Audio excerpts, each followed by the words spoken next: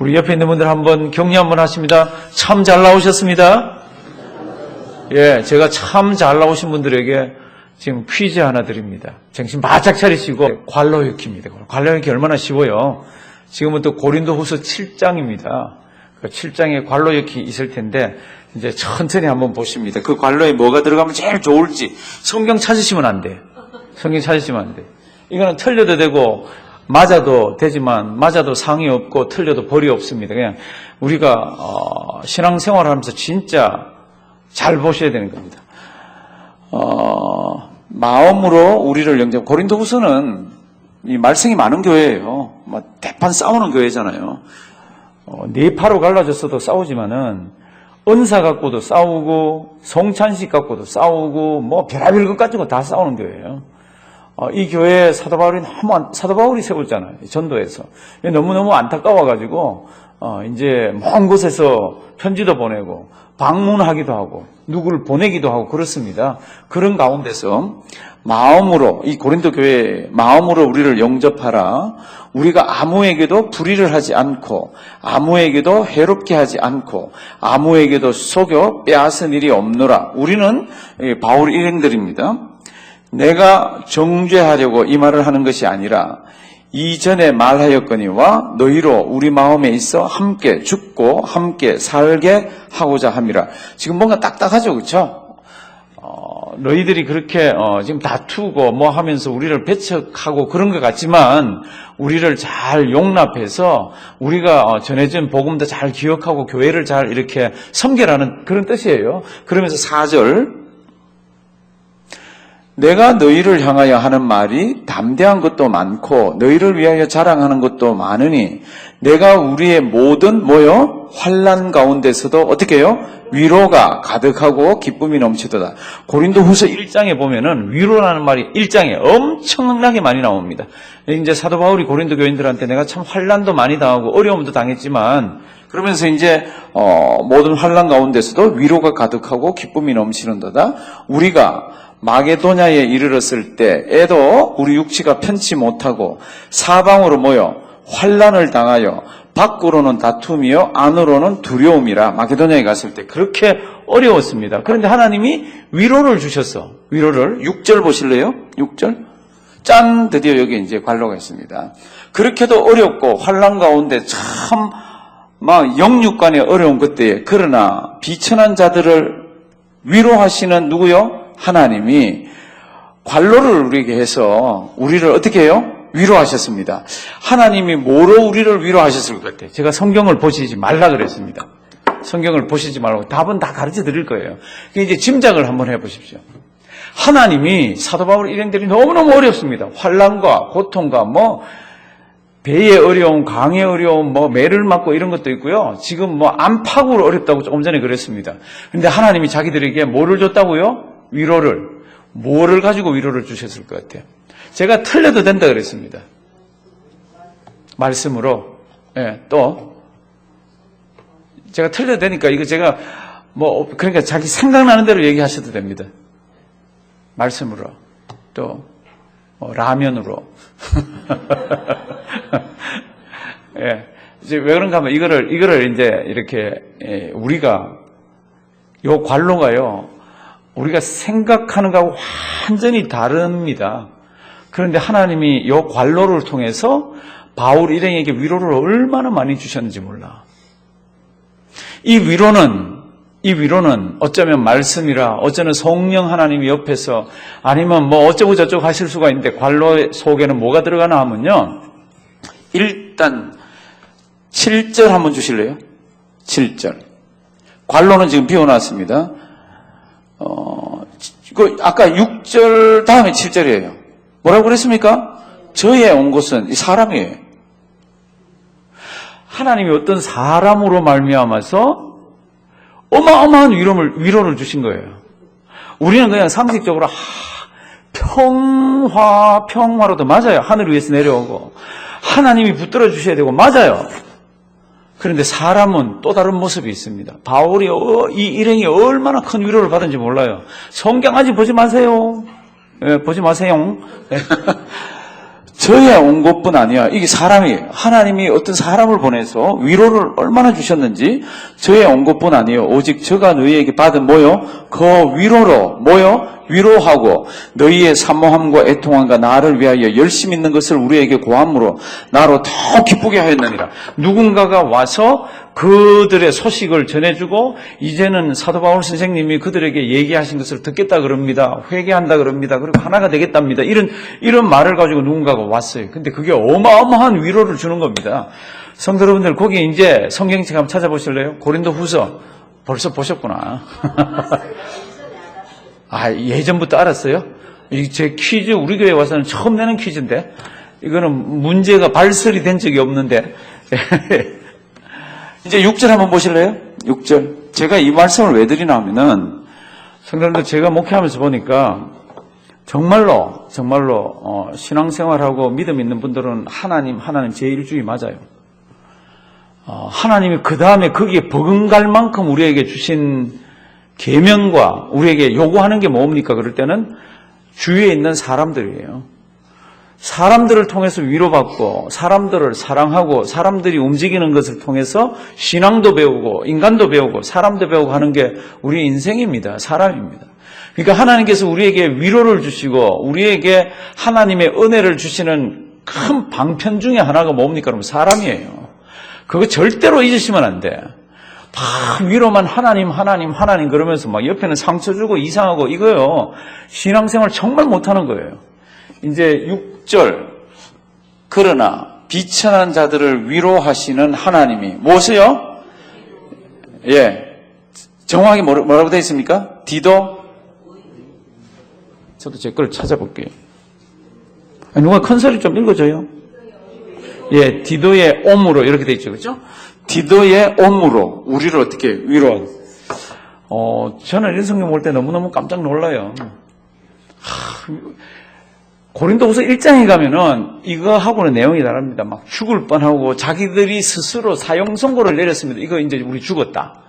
자기들이 스스로 사형 선고를 내렸는데 그때 하나님께서 위로를 해주세요. 그거는 어떤 뭐도 안 되는 가운데서 하나님이 주시는 거예요.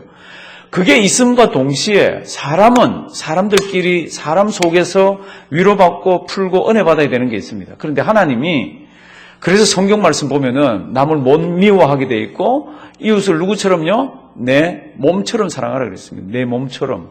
그 자기 몸을 미워하는 사람은 어디 있습니까? 자기 몸을 미워하는 사람은 결국 자살하지요. 그렇게 하지 말라 그러죠. 그러니까 성경이 우리에게 요구하시는 거는요.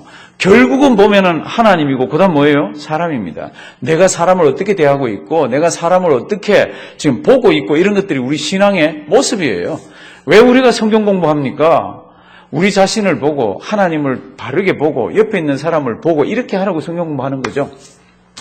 신명기에 주제가 여러 각도에서 많습니다. 그런데 우리가 제일 처음 시작할 때 설교 제목이 첫째 설교 제목이 당신을 구원하신 우리를 구원하신 여호와를 어떻게 해요? 잊지 말라 그랬습니다. 잊지 말라. 그러면 잊지 말아야 되기 때문에 어떻게 해야 됩니까? 이걸 기억해야 되잖아요. 그러면 기억하면서 어떻게 합니까? 그분이 하신 명령은 어떻게 해요? 지켜라. 그래서 이게 수도 없이 많이 나온다 그랬잖아요. 그렇죠? 그래야 하면 하나님께서 복 줍니다. 그건 뒤쪽으로 가면서 쫙 이렇게 나옵니다. 그러면 하나님을 기억하고 있지 마라 그럴 때 신명기서에 적어도 나오는 것 중에 가장 두드러지고 중요한 하나님에 관한 게 뭡니까? 여러 가지입니다. 그 중에 이거 하나 정말 중요한 거 있죠. 지금 이제 한번 보십니다. 신명기 6장 4절에서 9절 앞에도 나오고 성경책도 찾아 놓으십시오. 왜냐하면 제가 그걸 두 번을 다루게 됩니다. 신명기 6장 4에서 9절 찾아놓고 앞에 한번 보실래요? 신명기 6장 4에서 9절은 제가 상당히 많이 말씀을 드렸습니다. 이게 쉐마라 그랬죠. 그죠? 쉐마 이스라엘 아도나이 엘리헤노 아도나이 에하드. 우리 하나님 여호와는 한 분 하나님이라고. 이 6장 4에서 9절 제가 이제 다음에 조금 이따 다시 볼 거기 때문에 지금 이렇게 보는데 얼른 보는데요. 신명기서에 있어서 가장 중요한 것 중에 하나가 뭡니까? 하나님을 어떻게 묘사하고 있습니까? 유일신 하나님으로 묘사합니다. 하나님은 몇 분? 한 분. 삼위일체 하나님 한 분으로 묘사합니다. 그게 왜 그렇게 중요합니까? 신명기서는 지금부터 한 3,400년 전에 쓰여졌습니다. 약 한 3,400여 년 전쯤에 쓰여졌습니다. 그때 이스라엘 백성들과 그때 고대 중동 지역에 모든 민족들이 가지고 있는 신관이 뭡니까? 그리고 이 사람들이 430년 동안 들어가서 있었던 그 나라의 신관은 뭡니까? 그러면 다신입니다. 다신. 하늘에 있는 것들도 눈에 띄면 전부 신이에요. 땅바닥에 있는 것들도 눈에 띄면 다 신입니다. 물속에 있는 그놈들도 다 신이에요. 그래서 기록된 것만 애굽에는 신이 80개가 넘습니다. 80개가. 뭐 곤충까지도 다 들어가고 사실은 더 될 거예요. 기록된 건 80개가 넘습니다. 그걸 눈으로 보고 이 사람들이 400몇 년 동안 그 속에서 있었습니다. 영향을 받았습니까? 안 받았습니까? 받았죠. 그러니까 하나님 형상을 절대로 만들지 말아라 그래도 모세가 한 40일 동안 저 위에 시내산에 올라가서 계명을 받잖아요. 그 계명을 받고 있는 동안에 밑에서 무슨 난리가 났습니까? 우리를 인도한 모세가 어떻게 된지 모르겠다. 그래서 우리를 인도해낸 그 신을 만들어내라고 그러잖아요. 다른 신을 만들라고 안 그럽니다. 우리를 인도했던 신을 만들어내라 그럽니다. 왜 그런 말을 합니까? 애굽에서는 지천에 깔린 게 눈에 보이는 신이에요. 그러니까 이 사람들이 모세가 안 보이니까 이제 불안한 거예요. 그러니까 그걸 막 만들어내라 그러잖아요. 아론이 만들어냅니다. 뭐를 만들었습니까? 금송아지. 왜 금송아지입니까? 애굽에서는 금송아지를 신으로 섬깁니다. 송아지를 신으로 섬깁니다. 그러니까 신명기서가 중요한 것 중에 하나가 뭡니까? 하나님은 몇 분? 한 분. 유일신 하나님을 얘기합니다. 세상에서 다신이 아니면 보이는 다신이 아니면 범신입니다. 거의 모든 것에다가 다 신적인 요소를 다 부여합니다. 그런데 신명기서는 뭐라 그럽니까? 이스라엘아 들으라 그러면서 하는 말이 6장 4절 다 같이 한번 읽습니다. 시작. 이스라엘아 들으라 우리 하나님 여호와는 오직 하나인 여호와시니 아멘. 우리 여호와는 두 분도 아니고 80분도 아니고 100분도 아니고 몇 분요? 한 분이라고. 내가 섬기는 여호와 하나님은 한 분이라는 겁니다. 그 한 분이 세상을 창조하시고 그 한 분이 세상을 끌고 가시고 그 한 분이 나를 사랑하시고 그 한 분이 한 분 중에 삼위에 되는 2위 되시는 성자 하나님이 사람 몸을 입고 이 땅에 오셨고 삼위일체는 또 다른 아주 신비함과 어려움이 있습니다. 그래서 삼위일체 하나님 그럴 때 하나님은 세 분이라고 얘기하면 안 되잖아요. 하나님은 3위로 계시고 3퍼슨 할 때 대문자. 그리고 하나님은 몇 분이에요? 하나님은 한 분입니다. 신명기서에는 이걸 딱 잘라서 얘기합니다. 그래서 이걸 가르치라고 얘기합니다. 쉐마 이스라엘. 그래서 이스라엘 백성들은 이 쉐마 그러는 게 여기도 하나 있고 11장에도 하나 있는데요. 거의 내용이 비슷합니다. 이거를 아침 저녁으로 이걸 암송을 합니다. 그러니까 자녀들도 암송을 하게 하고 그러면서 다시 한번 자신들이 섬기는 하나님을 바라봅니다. 그 하나님이 누굽니까? 한 분이라고. 한 분. 그 외 속성은 성경이 많으니까 다음에 또 나오지만은요. 우리 하나님이 몇 분이에요? 한 분. 지금은 우리가 대답 쉽죠? 3,400년 전, 2,000년 전, 옛날 고대 사회로 돌아가면요. 하나님이 한 분이 아닙니다. 혹시 도시어부라고 보는 분 계세요? 우리 교회는 잘 없으신가 보다. 제가 어떤 목사님들 만나서 얘기하는데 도시어부가 인기가 있어요. 그래서 한번 이렇게 봤는데 거기 보니까 이경규라는 이놈이 나타나서 낚시를 하다가 고기가 안 나오니까 바다에는 누가 있다고 생각해요? 용왕이 있다고 생각하죠. 아버지 한 마리 줘요! 이러고 있더라고. 아버지 한 마리 줘요. 그리고 용왕하고 얘기하듯이 나오더라고. 제가 무슨 얘기를 말씀드리냐 그러면 옛날 고대 때부터 우물에 가면 우물신이 있었고 산에 가면 누가 있어요? 산신령이 있고 어디 가면은 뭐가 있고 다 그렇게 되어 있는데 하나님께서 이스라엘 백성들에게는 딱 인도에서 나오시다가 애굽에서 나온 1세대들, 철이 있는 1세대들 다 엎어버리시고 불순종했다고. 그리고 2세대들이 저기 가나안 땅에 들어갈 때 주시는 말씀 중에 하나님에 대한 가장 중요한 것 중에 하나가 뭡니까? 그러면 유일신 하나님입니다. 앞으로 이들이 가나안에 들어가면 가나안 7족이 있을 텐데 그들은 전부 다 신입니다. 전부. 그러니까 바알이 있으면 바알 혼자만 있는 거 아니에요. 바알 와이프도 있습니다.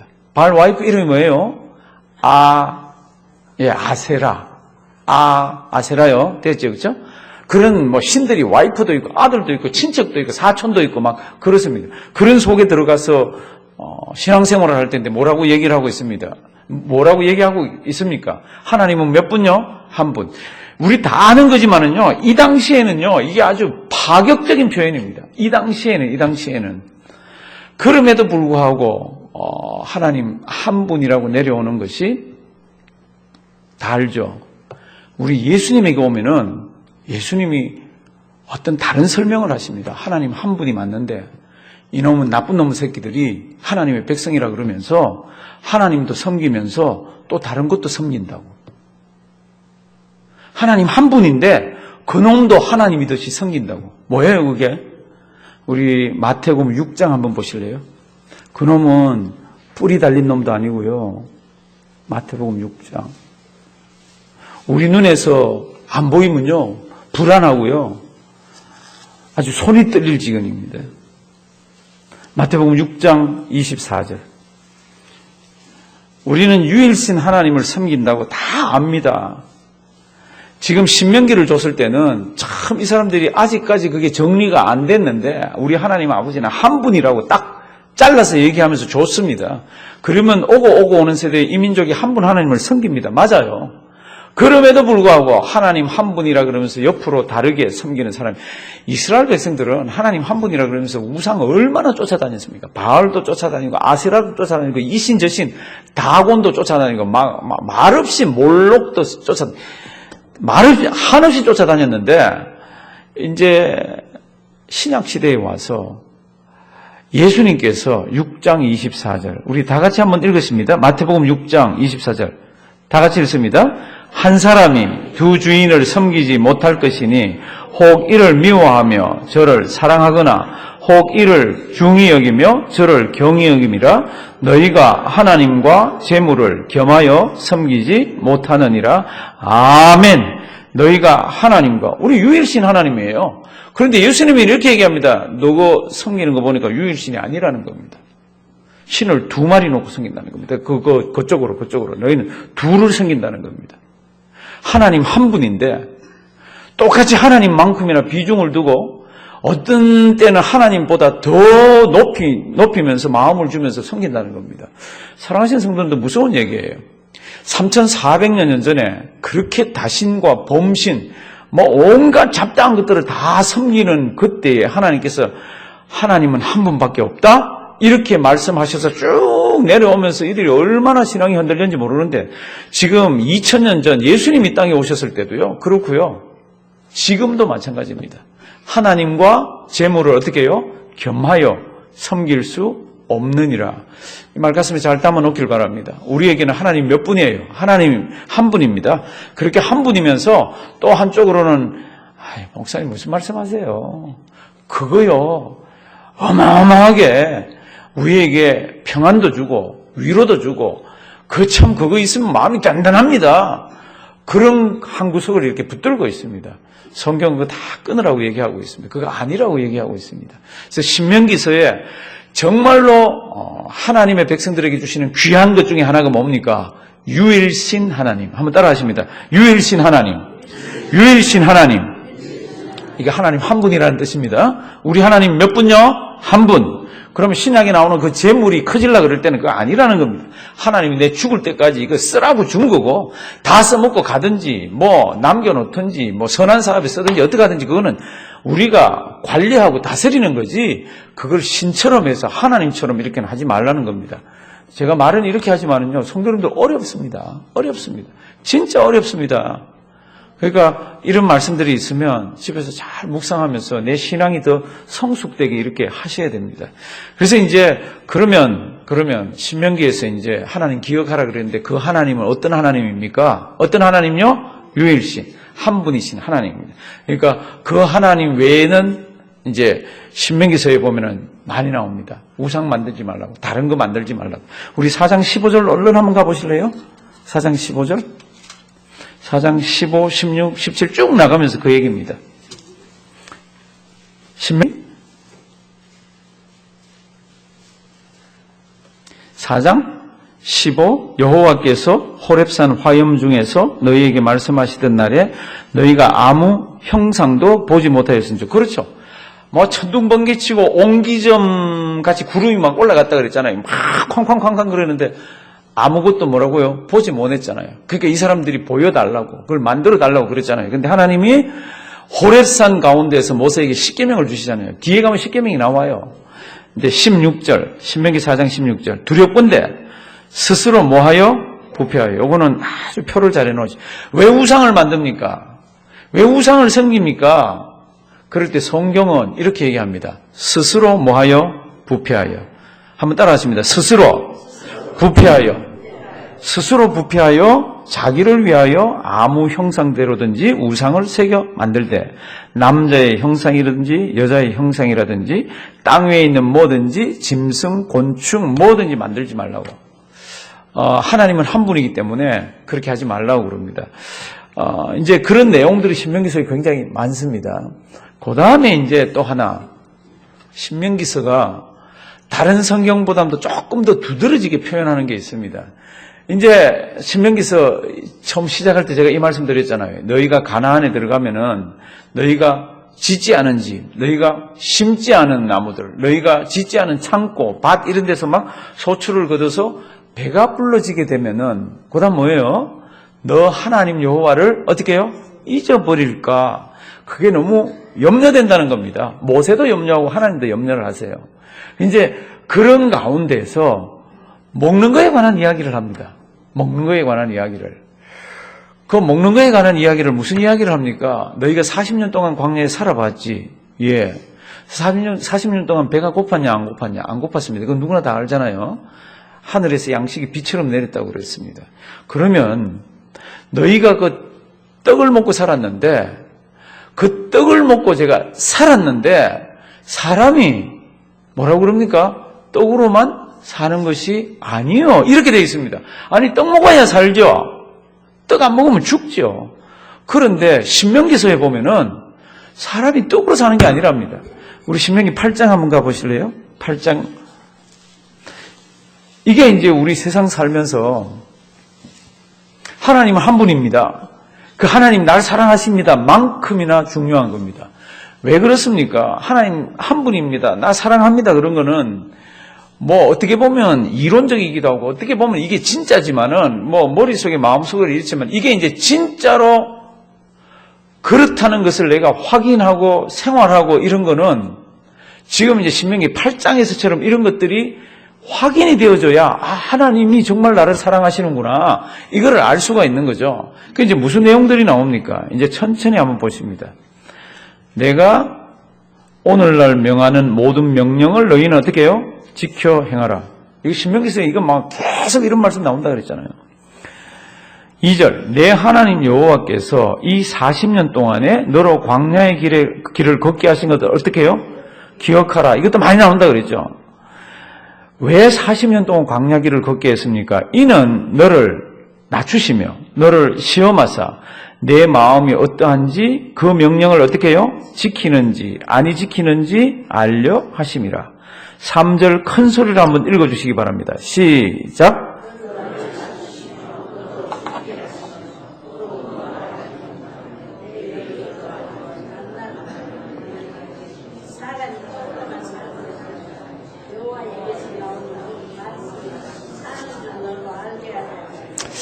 아멘.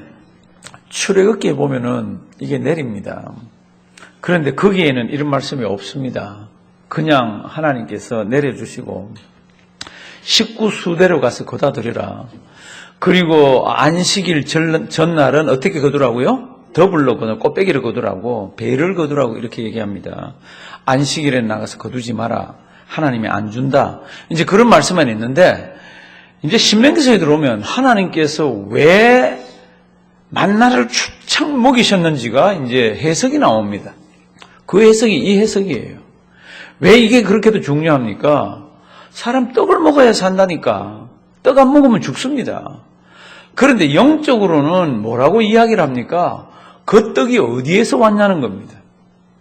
내가 너희에게 40년 광야 생활을 하는 동안에 만나를 내려주겠다고 하신 하나님의 말씀, 하나님의 약속 때문에 그게 내렸다는 겁니다.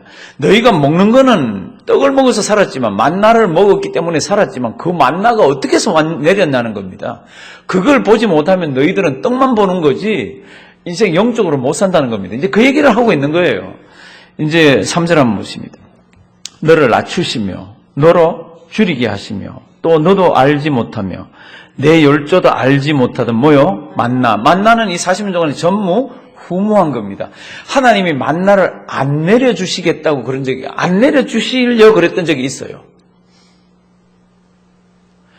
안식일날 이거 말고, 안식일날 말고. 성경에 어디에 나오나 하면요. 내가 그날 이 만나 안 내려준다 이렇게 얘기 안 했어요. 이스라엘 백성들이 다른 나라를 가로질러 가려고 그랬잖아요. 다른 나라 지역을 가로질러 가려고 그럴 때 하나님이 모세 보고 뭐라 그럽니까? 우리가 거리로 지나갈 때에 물도 사 먹겠다. 우리가 지나가는 동안에 양식도 어떻게 해요? 사 먹겠다. 이제 그렇게 얘기했습니다. 무슨 뜻이에요? 그렇게 해서 타국을 지나갈 때는 하나님이 안 내려주시는 거지. 그런데 이 사람들이 막잖아요. 막아가지고 못 지나가게 하잖아요. 그러니까 어떻게 해요? 이 사람들이 광야로 막 나오잖아요. 광야로 막 돌아서 나올 때 이 사람들이 만나 내려서 먹으면서 제일 원망불평을 많이 했습니다. 왜 그랬을까? 왜 그랬을까? 제 생각에 아마 글로 그냥 지나가게 했으면 성경 보십시오. 그렇게 돼 있어요. 돈 주고 사 먹게, 글로 지나가게 하면 돈 주고 사 먹으라 그랬습니다. 돈 주고 사 먹는다는 뜻은 뭡니까? 그때는 만나를 안 내려주시는 거죠? 그러면 그 동네 음식도 사 먹고 그 동네 지나가면서 이때까지 못 먹어봤던 것도 이제 사 먹는 거죠. 몸이 알아요. 얼마나 짜릿하고 맛있는지. 그런데 그 왕들이 나와가지고 우리 지경으로 지나가면 싸운다고 그랬습니다. 싸운다 그러니까 이 사람들이 갈라 그러다가 돌이켜서 다시 광야길로 들어가잖아요. 만나에 대해서 가장 큰 불평을 언제 합니까? 그때. 만나에 대해서 가장 큰 불평을 그때 막 쏟아냅니다. 그때 하나님이 뭐를 보내요? 불뱀을 그때 보냅니다. 그때 막 물어 죽이고. 그러니까 그냥 제가 성경을 해석하면서 보니까 그런 것들이 저기 가서 외교관들이 와서 얘기해서 잘 되면은 우리가 저 땅을 지나서 가나안으로 간다. 하루를 갈지 이틀을 갈지 모르지만 가면서 물도 사 먹고 가면서 우리가 음식도 사 먹는다. 얼마나 신났는지 몰라요. 근데 딱 막습니다. 그리고는 딱 광야길로 돌이키고 음식 먹을 때 제일 음식 타박을 많이 합니다.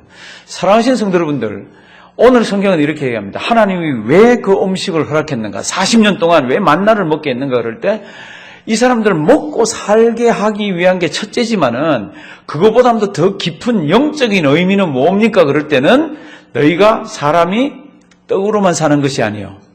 하나님의 입에서 나오는 무엇으로요? 말씀으로 산다는 것을 가르쳐주기 위해서였다는 겁니다. 3400년 전에 이 말씀이 기록되고 오고 오는 세대에 하나님의 백성들이 무엇 가지고 삽니까? 우리도 떡 안 먹으면 죽죠.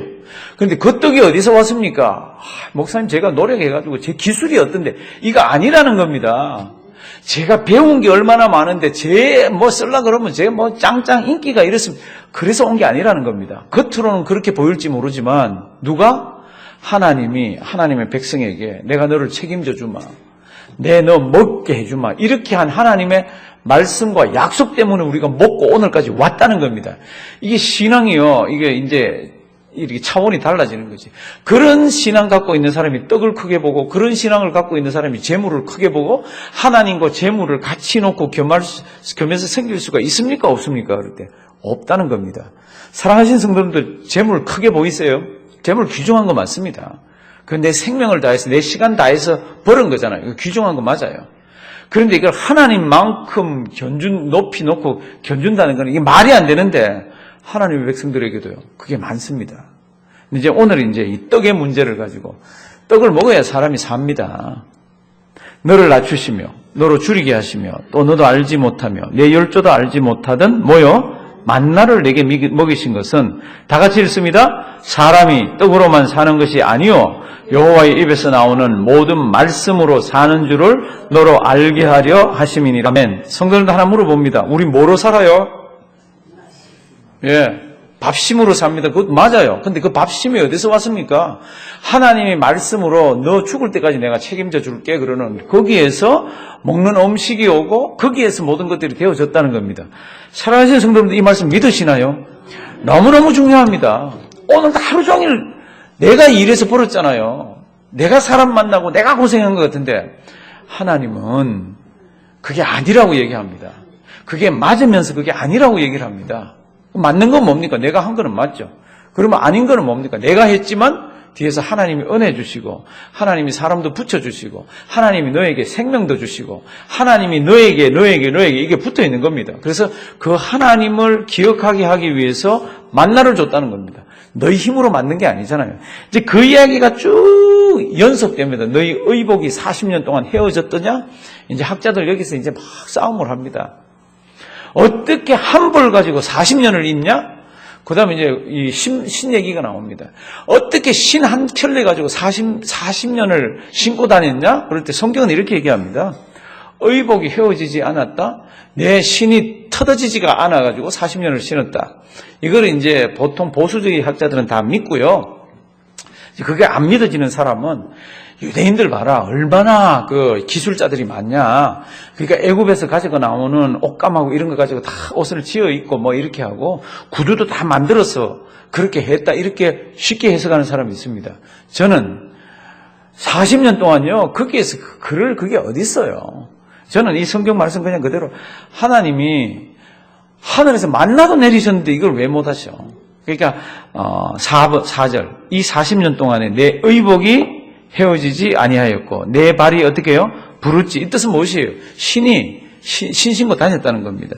이제 6절 내 하나님 여호와의 명령을 어떻게 해요? 지켜 그 도를 행하며 그를 경외할지나. 이게 8장에 가면 쭉 계속 나옵니다. 물 주신 거 뭐 이렇게 하다가 또 만나 얘기를 또 합니다. 저 뒤에 16절로 가봅니다. 16절 왜 또 이야기합니까? 여호와 잊지 말라고.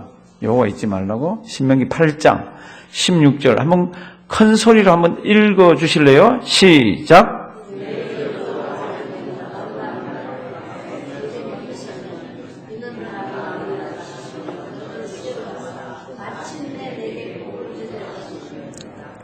마침내 내게 뭐요? 복을 주려고 낮추기도 하시고 인내하게도 하시고 지키게도 하시고 따라가게 하시고 이렇게 이제 하나님이 하셨다는 겁니다. 그래서 17절 만약에 거기에서 이스라엘 백성들이 광야에서 농사를 지어서 어디서 물을 가져와서 무럭무럭 자라게 했다 그러면 하나님에 대한 감사와 하나님에 대한 게 하나도 없습니다. 그러니까 이렇게 얘기하고 있습니다. 17절 또 두렵건대 내가 마음에 이르기를 뭐요? 내 능과 내 뭐요? 손의 힘으로 내가 무엇을요? 이 재물을 얻었다. 하나 물어볼게요. 지금 갖고 있는 재물 누가 벌은 거예요? 내가 벌은 거 맞아요. 그런데 신명기서는 이렇게 얘기하면서 그렇게 설명을 안 합니다. 아주 바보 같은 그런 문제를 가지고 이렇게 지금 논문 쓰듯이 이렇게 하고 있습니다. 우리가 뭘 해서 먹고 지금 현재로 얘기하면 우리가 돈 벌어서 자동차 사고 우리가 뭐 집을 사고 우리가 먹고 살고 했는 거를 신명기 이 기자의 표현을 빌어보면은 한 분 유일신 하나님께서 나를 사랑하셔서 이 모든 것들을 하나님이 다 해주셨다는 겁니다. 그래서 그걸 내 손으로 했다, 내 능력으로 했다, 내 뭐로 했다고 자랑하지 못하게 성경은 막고 있다는 겁니다. 특별히 광야에서 그런 것이 있었으면 얼마나 더 두드러지게 자랑할 거예요. 그러니까 하나님이 만나를 주시면서 40년 동안 뺑뺑 돌면서 하나님은 바라보게 했다는 겁니다. 17절 또 두렵건대 내가 마음에 이르기를 무엇이요? 내 능과 무엇요? 내 손의 힘으로 무엇을 내가 이 재물을 얻었다 할거 하느라 이렇게 하지 말라는 겁니다. 좀 집에 은행 잔고가 좀 넉넉한 분들은 이렇게 보면서 저거 내가 참 그때 고생했지. 맞아요, 고생한 거. 그런데 누가 은혜를 주셔서 하나님이 은혜를 주셔서 이거 꼭 잊지 말라는 겁니다. 그거 하나님이 은행 잔고 있는 거 이런 거 많다 적다로 타다는 거 아니에요. 그게 내가 들어갈 때는 하나님이 싫다는 겁니다. 그렇게 하는 거 아니라는 겁니다. 이제 그러면서 계속 반복됩니다. 왜 못 그러게 합니까? 여호와만 기억하게 하기 위해서. 18절 내 하나님 여호와를 어떻게 해요? 기억하라. 그가 내게 재물 얻을 뭐요? 능을 주셨고. 그래서 제가 목회하면서 보니까 어떤 분은 재물 얻을 능을 조금 더 주셨더라고. 조금 더. 그래서 어떤 분들은 같은 업종을 하는데도 제가 이렇게 신방을 가거나 이렇게 대화를 해보면 이분은 참 사람을 섬기고 사람을 대하는 지혜가 많네? 그런 집들은 손님들이 좀 오글오글오글 해요. 까칠하게 대하고 뭐 택택거리고 이런 분들은 보면 좀 손님이 좀 먹고는 사시는데 좀 이렇게 적어요. 그 왜 그렇습니까? 그거는 이제 이런 것 같아요. 이런 것 같아요. 자기 것들을 하나님 아버지 앞에서 좀 낮추면서 사람도 품으면서 이런 성품을 갖고 있으면 그게 하나님이 좀 더 허락을 하시던데 그게 부족한 사람은 그 능력이 부족한 겁니다. 그 능력이. 그러니까 성경은 이렇게 얘기합니다. 내 하나님 여호와를 기억하라. 그가 내게 재물 얻을 뭐요? 능을 주셨음이라. 이같이 하시면 내 열조에게 맹세하신 뭐요? 언약을. 계속 하나님이 너희하고 약속했다. 하나님이 말씀했다. 그러니까 기억해라, 잊지 말아라, 지켜라. 이게 계속 신명기는 반복됩니다. 그게 참 은혜로우면서도 한편으로는 우리가 마음이 찔리는 게 많죠. 우리 재물 하면 내가 그때 고생하면서 내가 얻은 거로 이렇게 자꾸 보는데 하나님은 내가 너와 함께해서 그거를 이렇게 해줬다는 겁니다. 그러니까 늘 네 거니까 쓰지만 감사하면서 쓰라는 겁니다. 여호와 하나님을 연관해서 쓰라는 겁니다. 그게 아니죠. 이제 그런 성경에 우리를 향한 신앙생활의 가이드고 지침선거 있죠. 이제 그러면은 이런 이야기들이 있는 중에 정말로 신명기에 또 아주 탁월하게 우리가 배워야 되는 것 중에 하나가 뭡니까? 하나님이 얘기하고 싶어 하는 게 뭡니까? 그러면 자녀 교육입니다. 왜 그런가 하면 1세대들은 나와가지고 배반해가지고 다 광야에 엎어졌잖아요. 20세 이상은 하나님이 다 엎었습니다. 딱 2명만 제외하고는 다 죽게 만들었습니다. 그러니까 새로 들어가는 제2세대들은 그런 교훈을 깨달아야 되잖아요. 그 교훈을 자기들만 깨달으면 어떡합니까? 들어가서 가나안에 들어가서 계속해서 뭐 해야 되죠? 교육을 시켜야 됩니다. 계속해서 하나님은 한 분이시라는 거. 그리고 하나님은 한 분이실 뿐만 아니라 그분 다른 우상과 같이 이렇게 해서 뭘 만들지 말라는 것. 그리고 그분을 기억하고 그분의 말씀을 지키고 이런 것들로 가르쳐야 되잖아요. 근데 그 교육의 내용이 들어 있습니다. 우리 조금만 더 보고 쉬도록 하겠습니다. 신명기 다시 6장 4절, 5절, 6절, 7절, 8절, 9절 갑니다. 이제 이스라엘 백성들은 이 쉐마라 그래서 이걸 그렇게도 귀중하게 해서 아이들에게 가르치고 자기들 외우고 아이들도 외우고 같이 외우고 혼자 외우고 이거 막 어마어마하게 많이 합니다. 그런데 이 속에 뭐가 들어있습니까? 하나님에 관한 것을 자녀들에게 어떻게 가르치고 다른 사람들 속에서 어떻게 신앙생활을 해야 되는지를 이 속에 넣어놨습니다. 자녀들에게 무엇을 가르쳐야 합니까? 제일 1번은 아까 우리 제일 먼저 한 거 있잖아요. 자녀에게 무엇을 가르쳐야 합니까? 뭐 가르쳐야 돼요? 하나님은 몇 분? 한 분. 막 세상에서는 돈을 벌어야 된다고 막 하나님 돈을 같이 막 이렇게 갖다 놓고 있는 이때에도 아니라는 겁니다. 뭐만요? 하나님만. 우리 4절.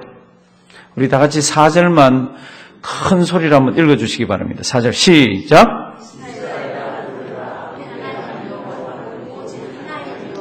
아멘. 우리 아까 이거 믿는다 그랬잖아요.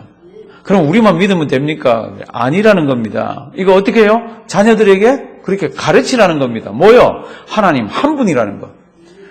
잘 가르치시기 바랍니다. 하나님 한 분을 잘 가르쳐 놓지 않으면 아이들이요, 세상에 있는 귀중한 거를 하나님하고 같이 봅니다. 그래가지고 세상에 있는 귀중한 거하고 하나님하고 가치가 부딪힐 때는요, 어디를 꽉 집니까? 하나님을 안 집니다. 신앙으로 안 합니다. 세상의 것들을 꽉 쥐고요, 하나님의 것들을 다 희생을 시켜버립니다. 왜요? 이게 그렇게 크게 보이니까. 그런데 가르치라는 겁니다. 뭐를요? 하나님은 한 분이라고. 그분이 우리의 생명을 쥐고 있고 그분만 붙들고 신앙생활을 해야 된다고. 그게 이제 4절입니다. 뭐를 가르쳐야 됩니까? 그분 한 분이니까 그분을 어떻게 해요? 5절 보시면 어떻게 해야 됩니까? 너는 마음을 다하고 성품을 다하고 힘을 다하여 내 하나님 여호와를 하나님 사랑하는 것을 가르쳐야 합니다. 이게 첫째가 하나님은 한 분이라는 것을 가르쳐야 되고, 두 번째는 그 하나님을 그냥 머릿속으로 관념적으로 아는 게 아니라 그 하나님을 어떻게 해요? 사랑하라. 그렇게 가르치는데 하나님을 어떻게 사랑합니까? 그러면 내 모든 인격을 다해서 하라는 겁니다. 그 표현이 이제 마음을 다하고 성품을 다하고 힘을 다하여 내 하나님 여호와를 어떻게 해요? 사랑하라. 그러면 하나님을 그렇게 사랑하면 하나님이 너에게 주시는 말씀과 계명과 이런 것들은 잘 지킬 수 있다는 겁니다. 그 하나님이 주시는 계명은 이 땅 살면서 하나님을 어떻게 섬길 것인가와 동시에 주위에 있는 사람들과 어떻게 신앙생활을 할 건가에 관한 걸로 가득 차 있잖아요. 그런데 하나님에 관한 거는 하나님이 추상적으로 안 보이니까 정말로 저 하나님 잘 섬깁니다. 그리고 입에 막 춤을 튀기면서 거품을 풀면서 1등이라고 얘기할 수 있는데 성경은 이렇게 얘기합니다. 그걸 어떻게 알 수 있습니까? 하나님 사랑하는 사람은 가까이 있는 사람을 내 몸처럼 사랑하라는 겁니다. 그게 안 되면 하나님 사랑하는 이게 거짓말일 수도 있다는 겁니다. 왜요? 하나님은 그렇게 원하지 않으니까. 하나님은 날 사랑하면은 주변을 그렇게 사랑하라라고 얘기하고 있습니다. 정말 그냥 듣지 말길 바랍니다. 성경 말씀입니다. 제가 우리 교회에 와서도 제가 옛날부터도 이 말씀을 참 많이 했습니다. 그런데 이 말씀이 의외로 교회마다 어렵습니다. 왜 고린도 교회가 그렇게 싸웠습니까? 그게 안 되니까 싸운 거죠. 그게 안 되니까. 빌립보 교회를 향해서 사도 바울이 뭐라 그럽니까? 남을 나보다 낮게 시옷입니다. 그렇죠? 낮게. 왜 그런 말을 합니까? 그게 잘 안 돼서 그렇습니다. 그런데 하나님을 잘 섬긴다 그러면 그게 돼야 되는 거잖아요. 그러면 하나님을 잘 섬긴다 그러면 그게 되려 그러면 그거는 교회에서뿐만 아니라 세상 속에 들어가서도 우리 전 영역에서 그게 다 일어나야 되는 거죠. 그러니까 유대인들이 지금 자기 자녀들을 가르칠 때 첫 번째가 뭡니까? 하나님 한 분이라는 거. 두 번째가 뭡니까? 그 하나님을 마음과 뜻과 성품과 모든 걸 다해서 하나님을 사랑하라는 거. 그러면 거기서 파생되는 게 뭡니까? 주변에 하나님께서 창조하신 하나님의 형상을 가지고 있는 그 사람들을 어떻게 해요? 사랑하라는 겁니다. 그건 뭐 신구약 통틀었습니다. 예수님이 뭐라 그러죠? 내가 구약에 있는 선지자와 율법과 이런 것들을 다 요약해서 얘기한다. 위로는 하나님 사랑하고 옆으로는 이웃을 뭐요? 내 몸처럼 사랑. 그게 성경의 요약이라고 그럽니다. 그런데 그것만 잘 붙들고 지켜도 정말로 하나님께서 주시는 은혜가 풍성할 텐데 그게 어렵습니다. 제가 어렵다고 자꾸 얘기하는 이유는 우리가 우리 자신을 자꾸 한번 보자는 얘기입니다. 그래서 바꾸자는 얘기지 어려우니까 목사님 안 해도 되는구나 이런 그런 뜻 아니에요. 어려우니까 그거 이겨내자는 겁니다. 이겨내자는 겁니다. 이제 자녀 교육 2가지만 했는데요. 한 가지만 더 하고 우리. 그러면 하나님은 한 분이고 그 하나님을 마음과 뜻과 정성을 다해서 다 사랑하라 그랬으면 그 하나님에 대해서는 어떻게 해야 됩니까? 순종하라고 그럽니다. 말씀을 지키라 그럽니다. 그게 6절입니다. 오늘날 내가 네게 명하는 이 말씀을 너는 마음에 새기고, 그러니까 내가 네게 명하는 이 말씀을 마음에 새기고 이 뜻은 그냥 그대로 하라는 거잖아요. 그렇죠? 그러니까 하나님 무엇을 가르쳐야 됩니까? 하나님은 한 분입니다. 무엇을 가르쳐야 됩니까? 하나님을 사랑하라고.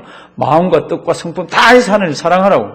그리고 그분이 명하는 거는 마음에 집어넣고 그대로 지키라고. 쉽죠? 첫째가 뭐예요? 아이들에게 교육할 때 유대인들 하나님은 한 분이라고. 두 번째는 그 하나님 어떻게 하라고요? 네, 사랑하라고. 그리고 세 번째는 그 하나님이 명령하시는 것을 어떻게 해요? 지키라고. 쉬워요. 네 번째는 우리 커피도 마시고 좀 쉬다 가겠습니다. 아까 제가 관로 혁기를 했잖아요. 커피 마시면서 서로 위로를 주고 평안을 주고 그렇게 따뜻하게 커피 마시면서 또 성도의 교제 나누기를 바랍니다. 기도드리겠습니다. 살아계신 하나님 감사합니다. 우리가 다 아는 이야기지만 때로는 마음에도 머릿속에 염두에도 두지 않고 그냥 막 살 때가 많은 것을 하나님 아십니다. 어쩌면 예수님도 문 밖에 세워놓고 내 고집대로 내 생각대로 그냥 막 하는 우리들일 수도 있습니다. 하나님 우리에게 지혜를 더하여 주셔서 신앙생활 예민하게 하나님이 무엇을 원하는지 잘 보면서 그렇게 신앙생활하는 우리 되게 해 주시옵소서. 하나님 아버지 우리가 쉼을 갖습니다. 즐겁게 또 담소 나누며 아름답게 또 커피 마시고 또 성도의 교제를 나누게 하시고 이야기하는 중에 기도의 제목들을 잘 살펴보게 하시고 서로를 더 잘 이해하게 도와주시옵소서. 오늘도 맛있는 간식을 대접하는 가정이 있습니다. 그 가정에 손자 손녀들이 퍽 많이 있습니다. 하나님 아버지 그 가정의 믿음의 하나님 유산이 잘 대물림되어서 가정가정마다 교회의 기둥들이 되어서 더 잘 섬길 수 있도록 주님 도와주시옵소서. 우리는 이것 먹고 또 마시며 또 힘을 내어서 주님의 몸된 교회와 우리 성도님들 더 잘 섬기게 해 주실 줄 믿사옵고 예수님의 이름으로 기도드리옵나이다. 아멘.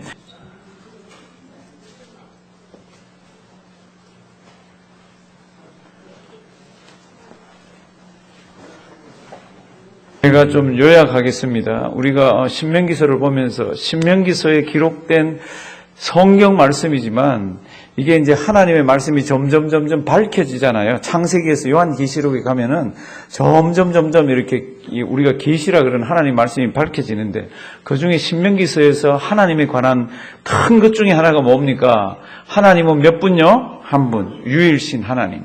그 유일신 하나님을 자녀들에게 가르치는데 어떻게 가르쳐야 합니까? 내 마음과 뜻과 성품과 힘 다해서 하나님을 사랑하라고 가르쳐야 됩니다.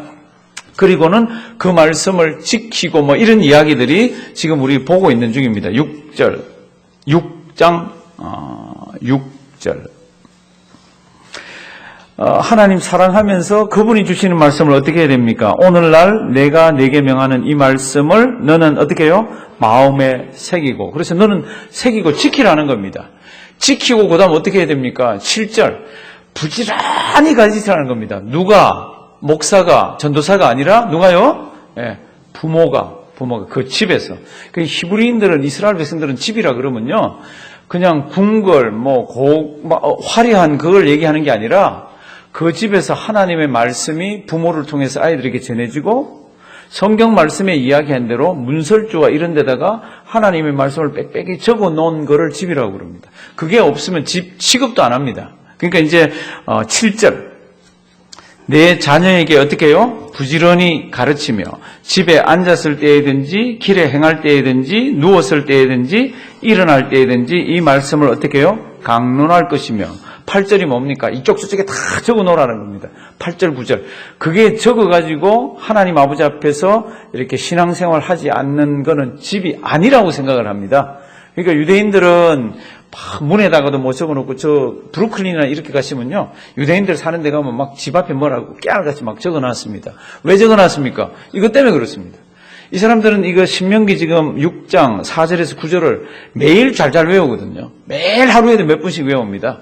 그러면서 하나님은 한 분이시고 하나님 정말 사랑해야 되고 그 사랑하시는 하나님이 주시는 명령은 그대로 순종해야 되고 내만 순종하는 게 아니라 아이들에게 부지런히 가르치고 이마에나 손이나 집 문설주나 이런 데다 다 적어가지고 들어가고 나가고 하면서 다 봐야 된다고 이렇게 가르칩니다. 얼마나 이 가정교육이 대단한지 모릅니다. 우리가 신명기서를 보면서 지금 이런 부분들을 좀 이렇게 살펴봅니다. 그 다음에 중요한 게 하나 있습니다. 4장 4절로 한번 가보십니다. 4장 4절. 제가 정말 평생 큰 복 받는 비결을 하나 가르쳐 드리겠습니다. 아주 큰 복을 받는 비결. 4장 4절 한번 큰 소리로 한번 읽어 주실래요? 4장 4절 시작.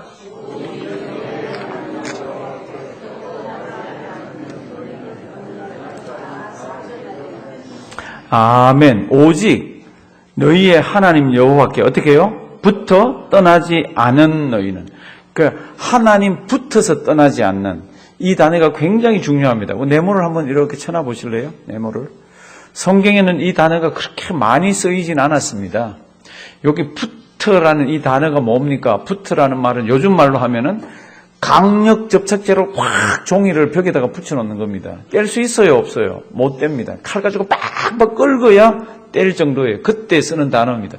그래서 이스라엘에서는 이런 말이 있습니다. 데베크라는 말이 있습니다. 이 데베크가 뭔가 하면 접착제라는 뜻입니다. 이 접착제가 어디서 나왔습니까? 여기 푸트라는 이 말이 히브리 말로는 다바크입니다. 다바크.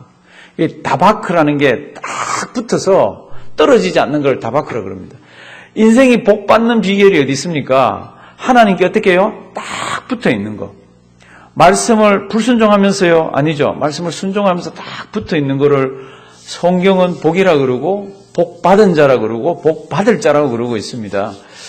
우리만이 아니라 아이들에게도 이거를 잘 가르쳐 주기를 바랍니다. 룻기에 가면은, 이제 앞에 한번 보여주실래요? 룻기 보면은, 이런 성경이 있습니다.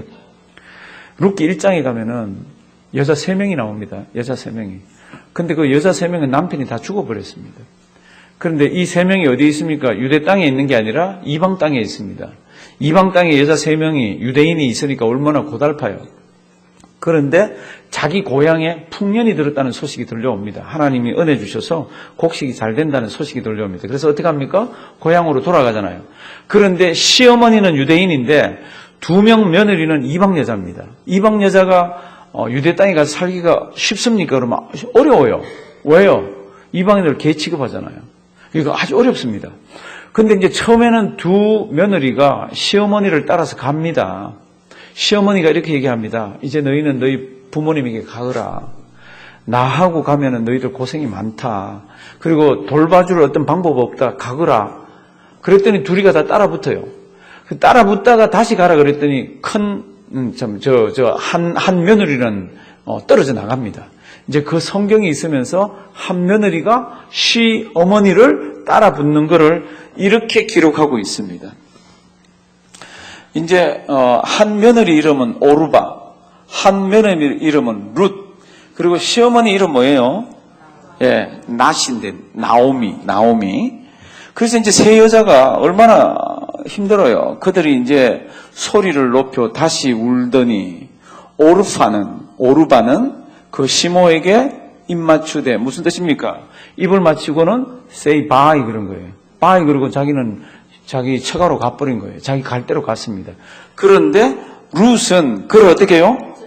쫓았더라. 요 단어가 지금 여기하고 같은 겁니다. 시어머니 딱 붙어가지고 저는 시어머니 백성이 내 백성이 되고 어머니가 섬기는 하나님이 제 하나님이 되게 그렇게 하겠습니다. 그래서 딱 붙었습니다. 사실은 시어머니에게 붙었지만은 이 여자는 하나님께 붙은 여자예요. 그럴 때 쓰는 단어가 지금 여기 4장 4절에 나오는 오직 너희의 하나님 여호와께 어떻게 해요? 붙어. 이런 단어예요. 창세기 2장에 가면은 하나님이 아담을 만들고 그다음에 갈비뼈를 가지고 여자를 만들잖아요. 여자를 만들고 데려왔더니 아담이 그냥 이렇게 얘기합니다. 이는 내 뼈 중에 뼈요 살 중에 살이라. 남자한테서 이걸 만들었으니 여자라 이르리라. 그렇게 하고는 그 다음에 성경책에 보면은 하나님이 주례사를 이렇게 하죠. 남자가 부모를 떠나서 이제 여자와 어떻게 해요? 한 몸을 이룬다 그런 게 있죠. 그러니까 여자와 연합해서 할 때 그때 쓰는 단어가 이 단어예요. 그러니까 하나님 딱 붙여놨기 때문에 뗄 수 없는 거. 그때 쓰는 단어가 여기 붙습니다. 그러니까 인생이 어떻게 하면 복을 받습니까? 성경 간단합니다. 여호와 하나님께 딱 붙어 있는 겁니다. 4절 보실래요? 다시. 이 이미지가 그 이미지라니까. 오직 너희의 하나님 여호와께 어떻게 해요? 붙어. 딱 붙어. 그 자가 복받은 자예요. 그 자는 하나님이 한 분인 것도 알고 그 자는 정말로 하나님을 사랑하고 무슨 말씀이든지 하나님이 하시면은 지켜 행하는 자입니다. 미국에 1955년도에 아주 유명한 교회가 하나 시작합니다. 그 교회 담임 목사 이름은 로버트 슐러입니다. 아세요? 아주 작은 2층에서 시작을 합니다. 그런데 이 로버트 슐러 목사님에게 이런 특징이 하나 있습니다. 적극적인 사고, 그 다음에 막 항상 기뻐해야 되고, 그 다음에는 인생에게는 한없는 가능성이 있기 때문에 그걸 붙들고 막 파지티브한 띵킹을 하면은 하나님이 복 주시고 은혜 주신다 막 그러면서 끌고 갑니다. 저는 신학을 안 할 때 한국에서 AFK인가 그거를 이렇게 뭐 TV를 한번 보거나 뉴스를, 라디오를 들으면요. 그분 설교가 나와요. 저는 그때 신학 안 할 때입니다. 신학 안 할 때.